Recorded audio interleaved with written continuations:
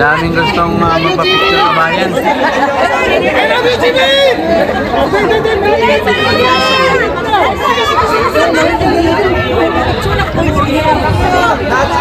Tawag na lang kayo ng class para magkasama ka dyan.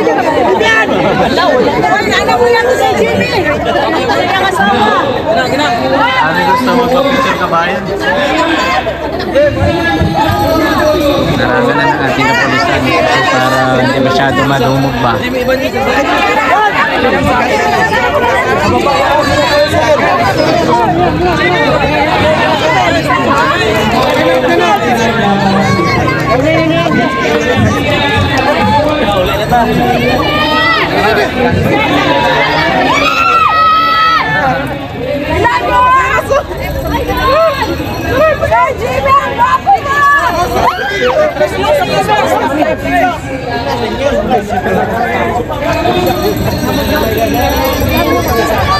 Jimmy, ang gwapo mo!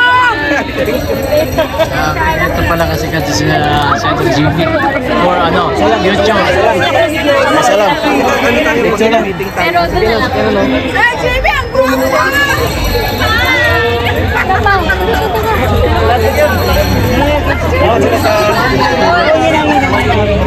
Lumog kabayan.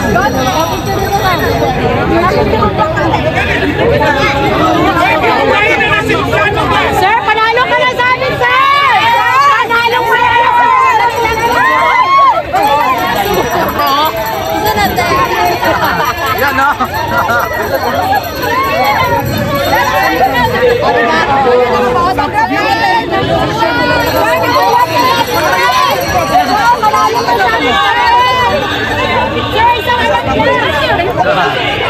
Dami guys.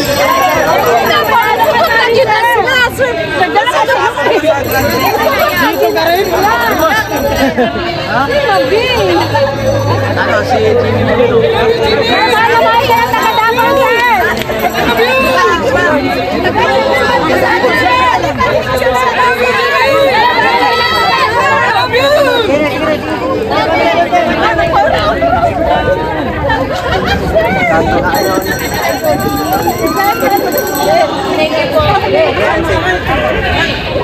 Marami si ano, si Jimmy talagang sikat na sikat sa Davao, sigurado na. Ano?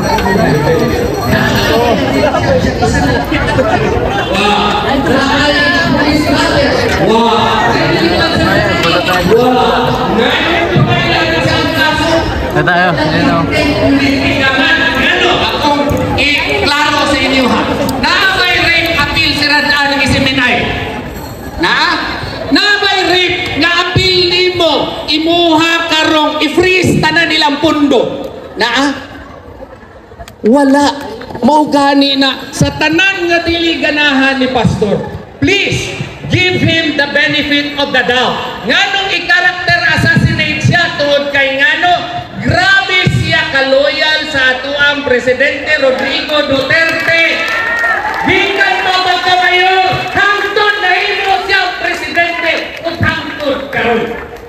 Gani ang sulti niya pagka-impeach ka Inday. Ako rin, huwag mali magkay ng dihimo ng Inday. Huwag na di ka basta ang mga congressman. Kung sa kaya ako mahimo wala ako rin, gusto na, pastor.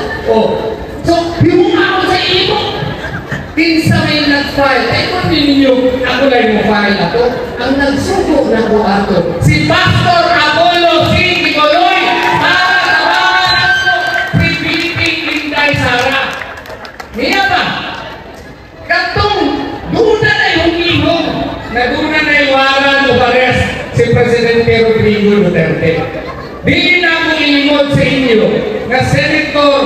Bato, dugay na kayo may kaila.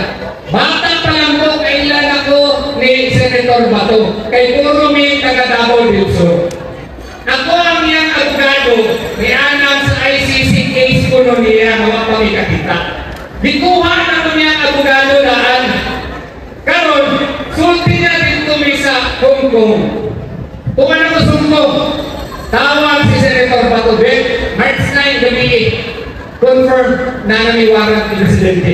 Hindi ko ba? Ngayon sa may mong gusto, preparahin ako sa surari o petition, mandamos o prohibition. O sige, bisag tuwa ko sa atuang Hongkong na ako'y makauban din na sa akong gamay na opisina. Puro mampurnagon, magpututlo palaon. Atty. Rizada Gulasco, si Atty. Reginald Santiago, ako ang makauban din na puro na nagtutulog dali lang sa day. Okay, you draft a petition for censorary and prohibition with prayer for injunctive release. Pagka Domingo, gisultihan na ako si yes, confirm yun, na nalawaran. Gisultihan si former President Rodrigo Duterte. Nag-advise, dili lamang si yes, uban mga abogado. President, ayaw na lang kong tulit. Bawa ka kung sa'yo desisyon sa atong kilalang ka-presidente. Nagumulit ko. Sa mga kong kalawang ko isa, muli ko, malitik kong ticket, alas 4 sa hapon. Imbes na alas 4 sa hapon, di ko pa sa buntag kung sa'yo sulti ni Pastor. Attorney, bisang nakatay matabang ng presidente, di mo nga kung sa imong mahimo. So, kinapil na ito, sumala sa instructions ni ES, si Presidente Rodrigo Duterte. And, nahibalaan na ninyo kung sa inyo at ipagpapirma na lang sa verification, galisod kami. Kaya ano, ang lutang publiko, dili pasundon dito sa Villamor Air Base. Pero kinsa ang nag-request sa ako para himuon tong tanan? Si Pastor Apollo C. Tibuloy. Kung anak siya na amigo, loyal kaayo, dili mo talikod bisang pag-iinan, talikti si Digong. Kay, suportahan ka na mo, tanggalon na mo ang suspension sa SMNI, tanggalon na mo ang may imuhang kaso. Dinawag ka na ni Pastor? Wala. Tungkol kay si Pastor, pinukod nga amigo. Karong panahon na ako mga kaitsunan, pareho mangutang taga Davao. Di kinahanglan na ako ang mga senador nga dili mapalit, dili madala sa intriga, dili yun mo baliktad.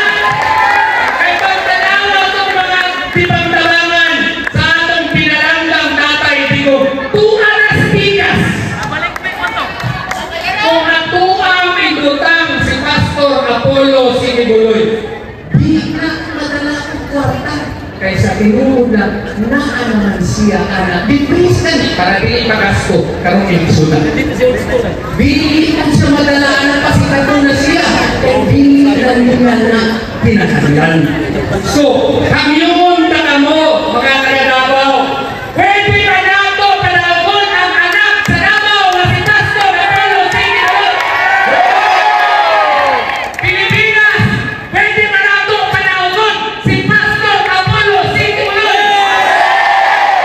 Nainamutan na, attorney, unsa man po'y mo ni Pastor Apollo C. Tibuloy nga di pa na siya abogado. Ako akong tubang sa ila, sir, hinay-hinay lang kaayo.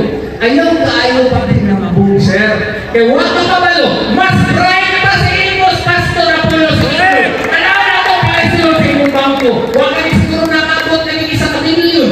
Ayaw kayo pag-judge, sir.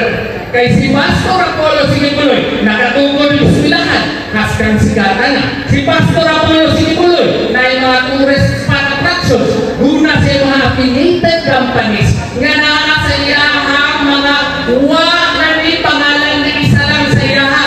Kung nakuparta si Pastor Apollo C. Tibuloy, nagkaso siya dito sa Hawaii, na siya ko kay nakadismiss na ito ang kaso, ipasuroy ko niya kada estado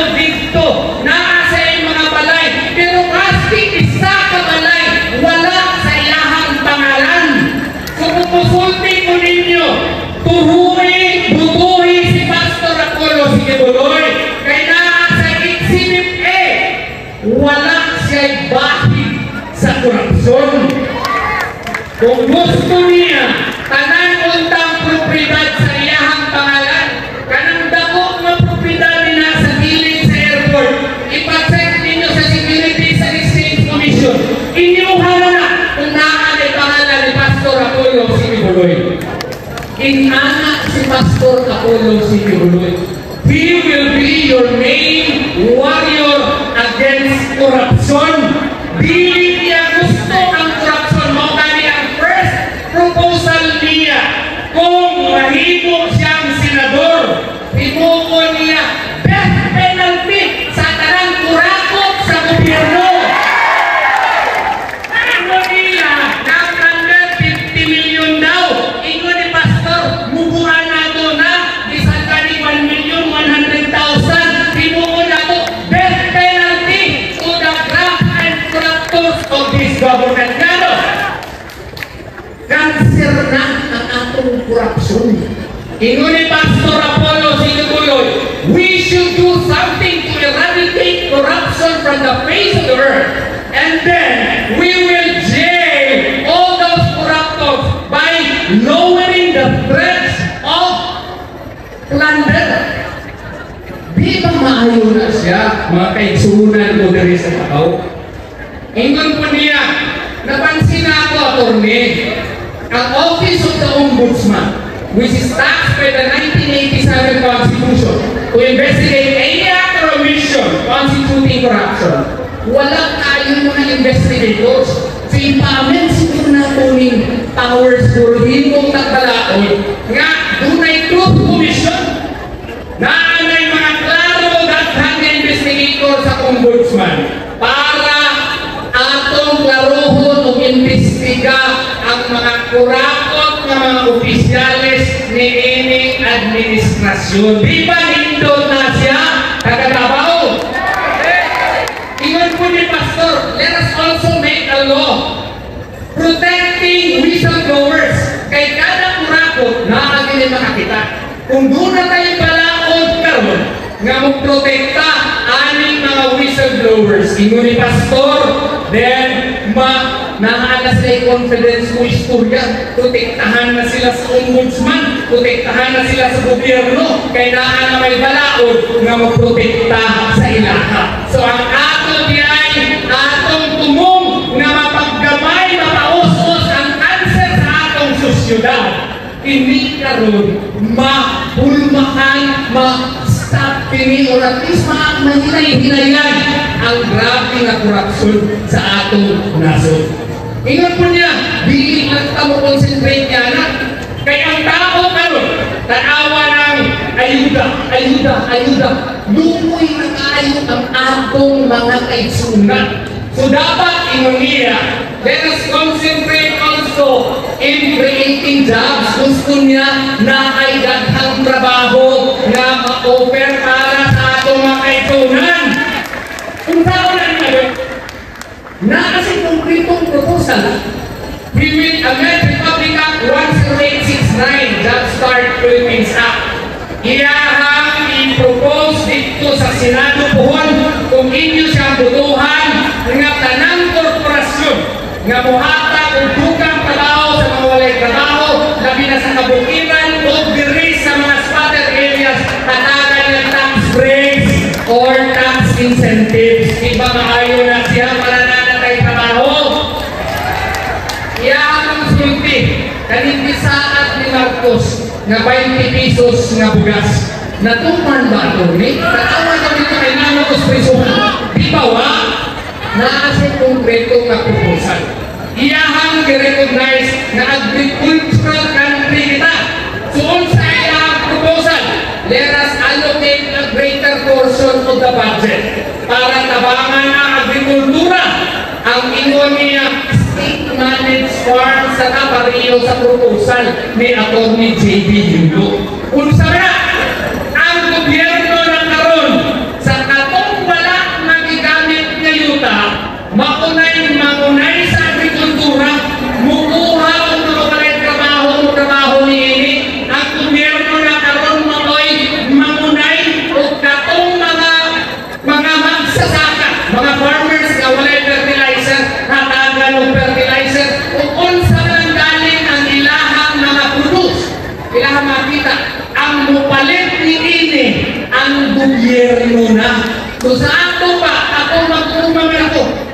sa Landabo del Sur ko.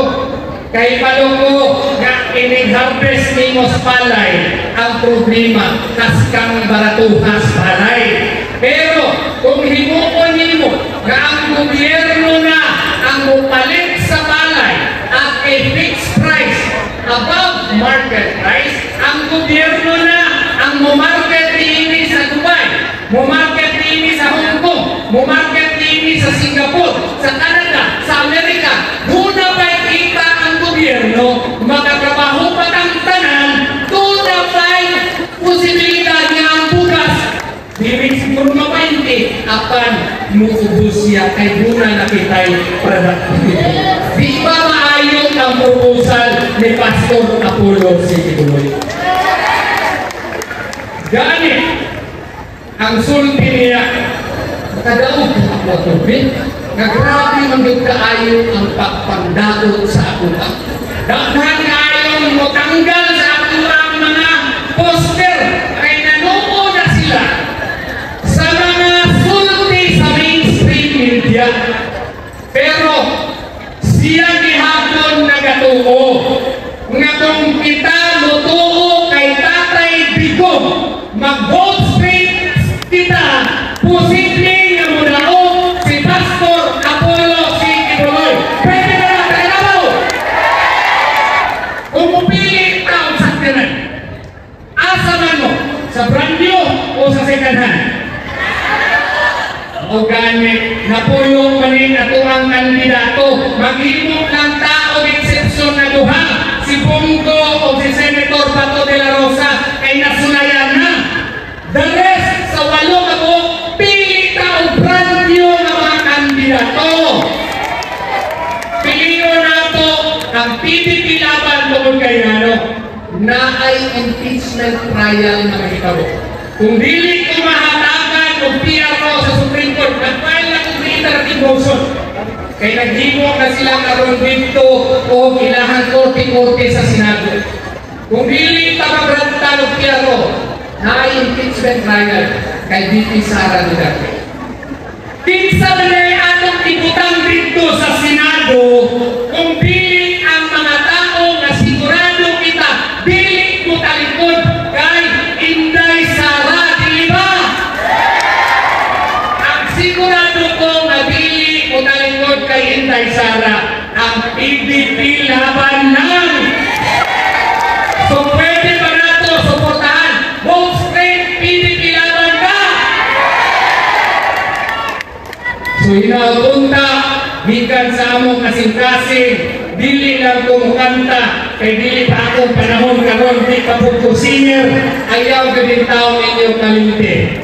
Vote straight, PDP laban, vote straight number 53, Senator Pastor Apollo Sikibuloy. Daghang salamat! Kung ayong gabi ka salamat kayo ng morning momento yan. When I say number 63, you say Pastor Apollo Sikibuloy. Number 63! Pastor Apollo Sikibuloy! Number 63! Pastor Apollo Sikibuloy! Thank you. It's now attorney sa Hito Prophet Lord representing Pastor Apollo Sikibuloy for that very informative message para sa ato sa ato Green Rights Action launching karong gabi muna. Yes po, yes. Salamat po. That's right. And mga Google partner, ato ang i-play ang video. Wala pa? Okay, sige. Right, kung ano tayo dito, kasi diba, we have 9 senatorial candidates, pero ngayon po, meron tayong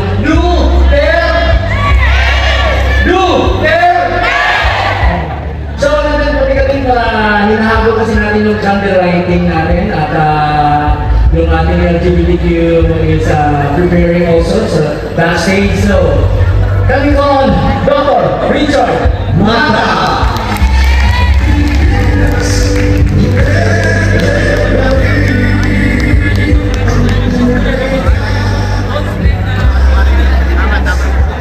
Let's watch this. Nagkak kami, kung sakali na, total makatulong ito.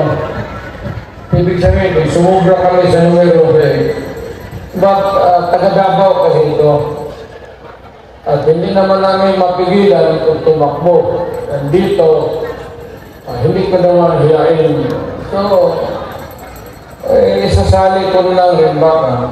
Doktor ito. Pero, ang balita ko,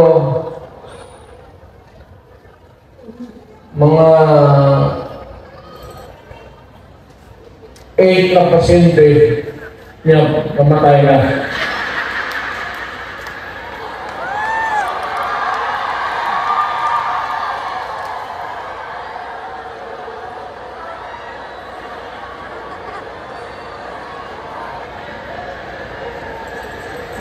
Either balik yung medisina binigay niya o pinatay niya kasi ayaw bayan. Dr. Mata.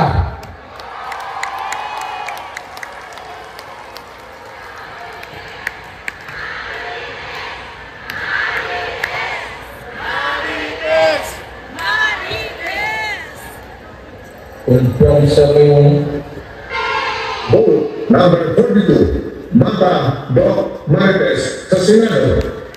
Ma-Ri-Tes is short for Mata Richard Tesoro.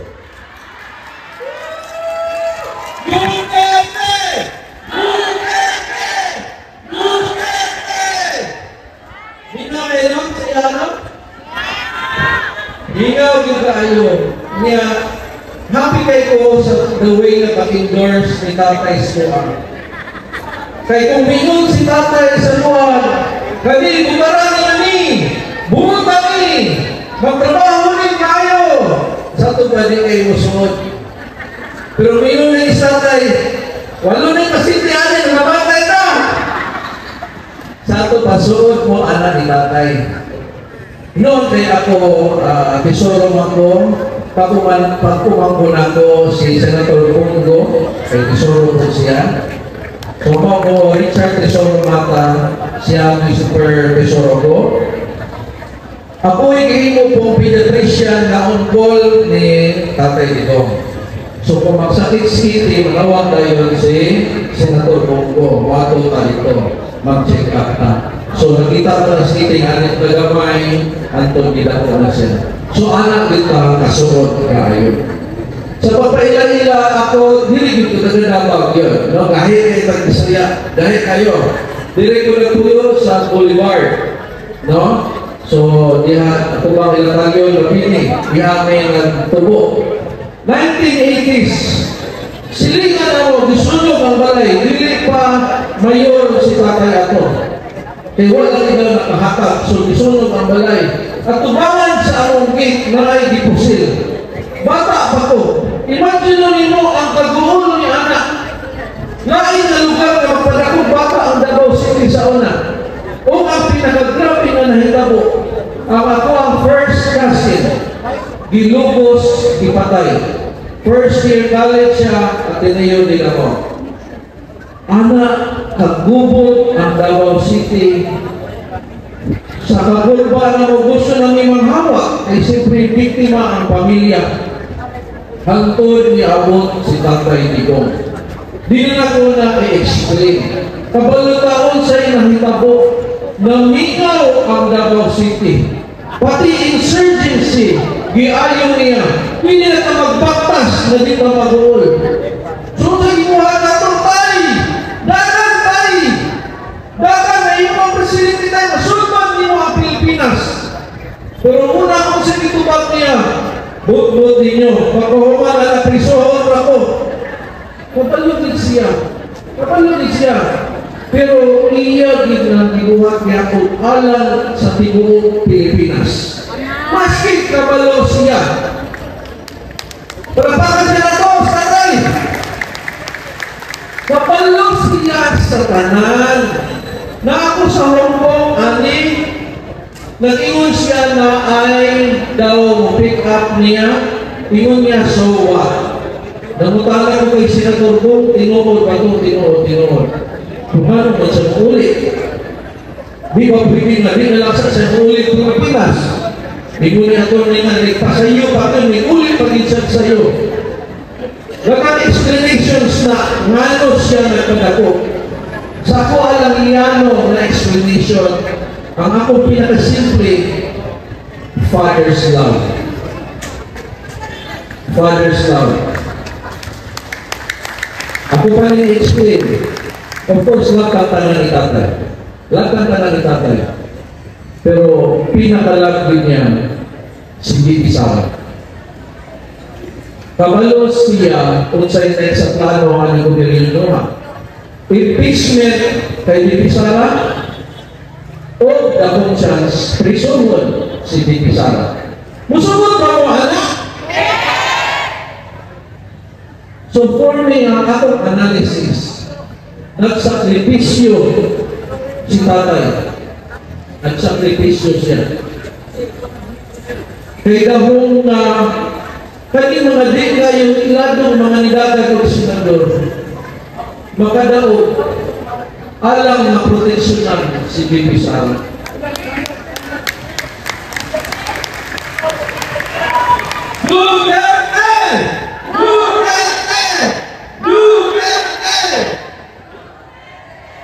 Pero dili na yun na kay Bibi Sara para na sa tuang tanan.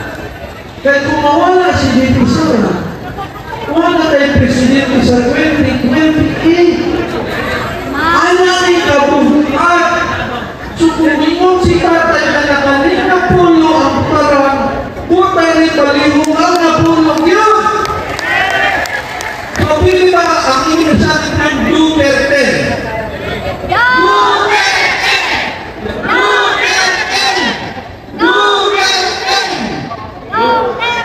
Pag-focus lang sa Duterte, ika na bagyo ang iyang endorse alam mo proteksyonan. Kitang tanan. Pero siyempre, unahon ko na si Bibi Sara kay si Bibi Sara po na katuwang galon pagka-presidente sa 2028. Karon, magsigatingala mo ano na Marites, matagong pangalan, na Richard Mata ako, hinoon sa wakang nag-follow sa akong Facebook page na kay 2.7 million followers. So Dr. Richard and Erika Mata, palihog i-follow. Then, kay Dok Marites, kung kayo ka dito, Dok Marites updated man ng kanan dito, kung ma-follow mo. Pati politics, ako sige kong comment sa politics, patuon na hinoon ko sa House of Representatives para dito sa mga tribe ko na kinaw big news daw. So ni ato na kusuna, ato na po karo Martes. Karon kung mayroon sila sa kuwa, kung di ka mag-apologize, ibitin ka na mo. Amin ko, Your Honor, ready na ko, nanakita ko sa crisis, Your Honor, I'm sorry and I have taken care of my name all my life. If I will apologize, you will just destroy my name with the mainstream media.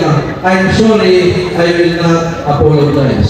Ready ko na huwag ko na natin, hindi ko mag-apologize. Pero naman po sila, si PPP at ang Representative Brian Lin, sa bagay ito, kung i-detention kanila, mudaog ka ito pagkasenador. So, paling akong Marites, aside sa Marites sa ita, ako po pangalan kay Mata Richard Tess Isoro. So, Marites. So, ayaw kalimot sa Marites, ayaw kalimot sa Duterte, focus dito na. Pero ipadayon na to ang atong pang-ampo kay Tatay Digo, nagtuo pa sama kay Mayor Baste na makabalik gihapon si Tatay Dire. Kay dako kaayo ang kanang mali nga gibuhat kaniya na explain na po diniha ni Atty. Marcoleta. So, naana diha, naana tay solusyon. Ang kulang na lang na nagpapadayon sa pag-apo. So, magbalik-balik na dire base sa mga announcement. O, with that, maayong gabi sa inyong kanan. God bless.